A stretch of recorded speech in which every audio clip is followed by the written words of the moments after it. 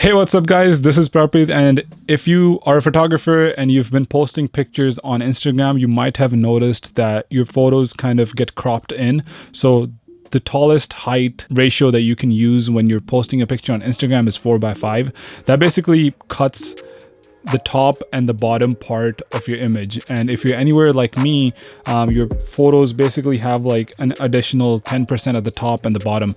So basically what happens is all the data that's at the top or the bottom, that gets cut out, and you're not able to use that properly.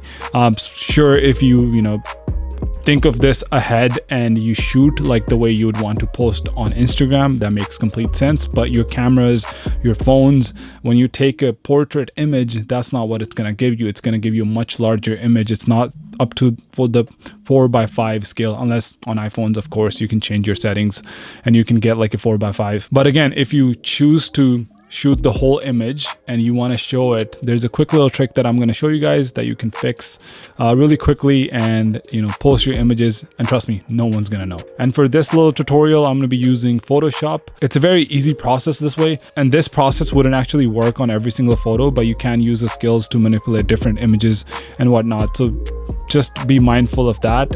This might not work for you or every single picture that you have just because of framing. So the first thing we're going to do here is we're actually going to open up the image in Photoshop. And the next thing obviously we would do is we'd go to the crop and we would try to crop this image. And if I hit 4:5 aspect ratio, it's basically 8:10 or 4:5, same thing, do your math. So basically if we try to do the same proportions, what happens is, as you guys can see here, I can't really select the whole photo. It's either take it off the top, take it off the bottom. If you have a bigger image and you're more closer into your subject, you basically can't do this. This is a horrible idea. Like, you can't really replace it. As you guys can see, I'm moving it around. I basically cannot put my hand on which would be the ideal place to put this. Basically my model is as tall as this whole aspect ratio, so my height is almost filled out completely. So what do? So the first thing you want to do is hit the crop tool, and then you basically kind of hit anywhere in the middle. Once you have selected the 4:5 ratio, you basically select there, and it basically selects the middle. Don't change that around, because if you do, you're going to mess up the center position of your whole image. You kind of don't want to do that. So let's go all the way to the top, and then same thing all the way to the right of the image, so it basically covers everything. And now you can see that you have like actual bars on the left and the right, which are all like empty. There's nothing there. And all we're going to do is we're going to fill those out in a way where it kind of just seems like the picture is continuing on that side. It's really simple to do this. It shouldn't take you more than 2 minutes. All you have to do is click.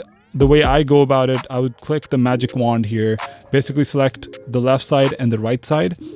So I would select the left and then shift and click the other side, and I would select that side. And once I have that selected, I basically have both of the sides selected. Now I would go to edit, and then I would go to content aware fill. And it's basically going to take the sides and fill it out itself. It's pretty smart. It should be able to do it itself. It's loading here, and we'll be shortly seeing the results. And if I deselect this, as you guys can see, it's almost done the magic for us. No one's even going to know that this thing ends here. And I've posted actually this same picture online, and this is a trick that I used. It was basically almost flawless. So the way Photoshop did this for you, it works. But if you look closely, there's one spot where it's kind of a little messed up. So that's kind of where we're going to fill in. If you guys zoom in all the way to the left side, you'll see that we have this spot here. It's not done properly. And there's a really easy fix for that. All we have to kind of do is click the rectangle selection, and we're going to select this much. And all we're going to do is we're going to layer via copy, basically make another one, Command T, and we're basically going to drag that over, and there we go. We have it done. No one's even going to know. But if you're already zoomed in, you might notice that there's just like you can see these lines. So let's go back. When we transform this image, all we're going to do is we're going to kind of flip it. So we're going to take the right side and put it on the left side. So we take the right, keep pressing shift, take it all the way to the left, and there we go. you can't even see that anymore because it feels like it's a continuation. Even if it still bothers you, you go to the eraser, use a faded out pen, and you basically kind of just erase or fade in the edges and make them look more nicer and more cleaner.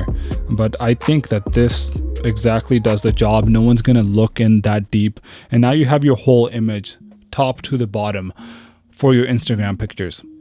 Pretty easy way to do this. Of course, you're gonna need Photoshop, the membership of Photoshop or the software to do this, but it's a very, very easy way to just show your whole picture if your aspect ratio just doesn't match up with Instagram. So this was it for today's video. If you guys liked it, please make sure to hit that like button, subscribe to the channel if you haven't, and share this video if you liked it. I'll see you guys in the next one. Peace out.